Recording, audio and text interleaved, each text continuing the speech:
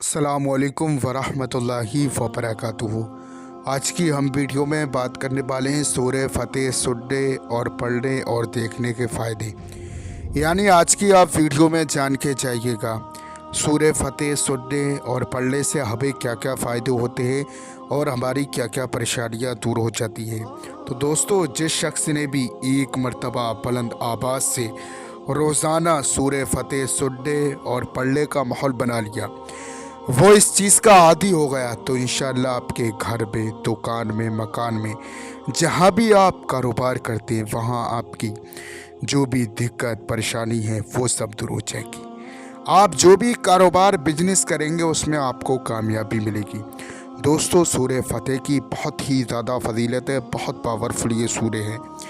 तो दोस्तों, अब सुन लेते हैं हम सूरह फतेह। उससे पहले हमारी वीडियो को आप दिल से लाइक करें, हमारे चैनल को सब्सक्राइब करें, हमारी वीडियो को तमाम मुसलमानों में सब आपकी नियत से शेयर करें। अऊज़ु बिल्लाहि मिनश्शैतानिर रजीम।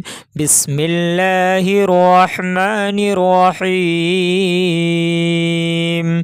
इन्ना फ़तहना लक फ़तहम मुबीना लियग़फ़िर लक अल्लाहु मा तक़द्दम मिन ज़ंबिक व मा तअख़्ख़र व युतिम्म निअमतहु अलैक व यहदियक सिरातम मुस्तक़ीमा व यंसुरक अल्लाहु नस्रन अज़ीज़ा हुवल्लज़ी अंज़ल अस्सकीनत फ़ी क़ुलूबिल मुअमिनीन लियज़दादू ईमानम मअ ईमानिहिम वलिल्लाहि जुनूदुस समावाति वल अर्दि व काना अल्लाहु अलीमन हकीमा लियुदखिलल मुअमिनीन वल मुअमिनाति जन्नातिन तजरी मिन तहतिहल अनहार खालिदीन फ़ीहा व युकफ्फिर अन्हुम सय्यिआतिहिम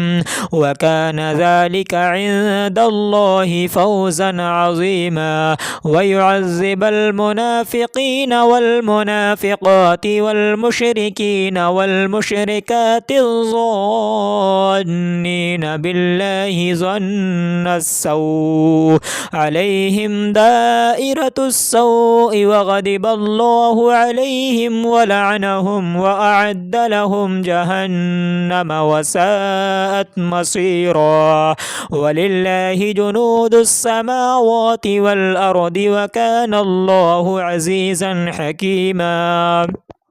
इन्ना अरसलनाक शाहिदन व मुबश्शिरन व नज़ीरा लितुअमिनू बिल्लाहि व रसूलिहि व तुअज़्ज़िरूहु व तुवक़्क़िरूहु व तुसब्बिहूहु बुक्रतन व असीला। इन्नल्लज़ीना युबायिऊनक इन्नमा युबायिऊना अल्लाह यदुल्लाहि फ़ौक़ ऐदीहिम फ़मन नकस फ़इन्नमा यनकुसु अला नफ़्सिहि वमन औफ़ा बिमा आहद अलैहिल्लाहु फ़सयुअतीहि अजरन अज़ीमा। सयक़ूलु लकल मुख़ल्लफ़ून मिनल अअराबि शग़लतना अमवालुना व अहलुना फ़स्तग़फ़िर लना यक़ूलून बिअल्सिनतिहिम मा लैस फ़ी क़ुलूबिहिम क़ुल फ़मन यमलिकु लकुम मिनल्लाहि शैअन इन अराद बिकुम दरवन औ अराद बिकुम नफ़अ बल काना अल्लाहु बिमा तअमलून ख़बीरा।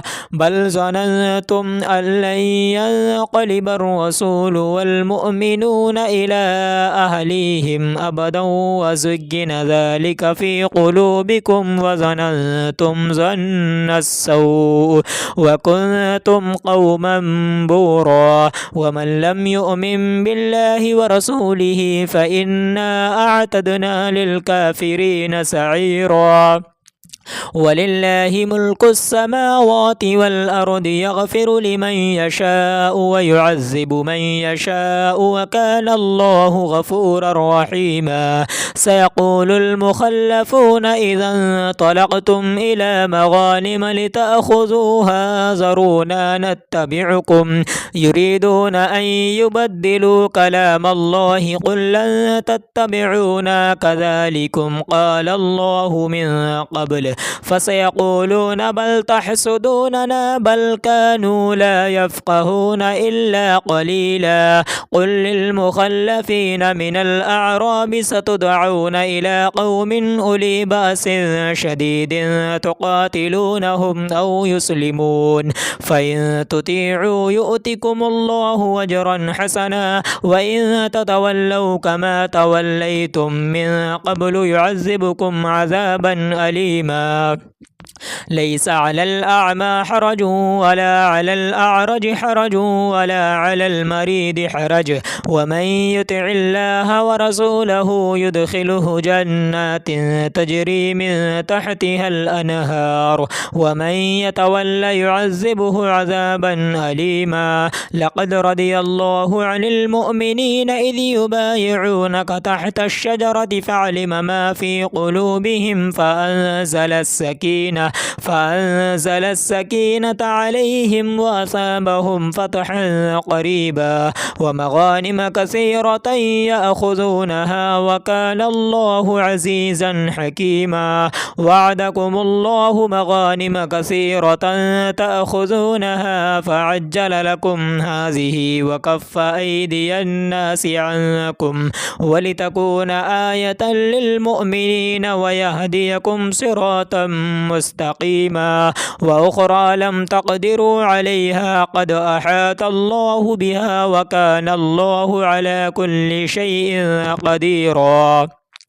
ولو قاتلكم الذين كفروا لولوا الأدبار ثم لا يجدون وليا ولا نصيرا. سنة الله التي قد خلت من قبل ولن تجد لسنة الله تبديلا.